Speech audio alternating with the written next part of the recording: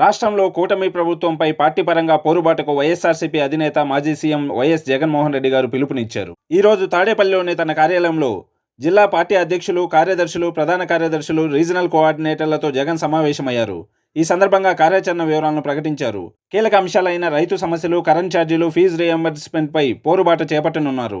December 11వ తేదీన రైతులు ఎదుర్కొంటున్న సమస్యలపై ర్యాలీలు చేపట్టి కలెక్టర్లకు విజ్ఞాపన పత్రం సమర్పించనున్నారు. ఈ సందర్భంగా 20,000 పెట్టుబడి సహాయం, ధాన్యానికి మద్దతు ధర, ఉచిత పంటల బీమా పునరుద్ధరణ వంటి సమస్యలను లేవనెత్తనున్నారు.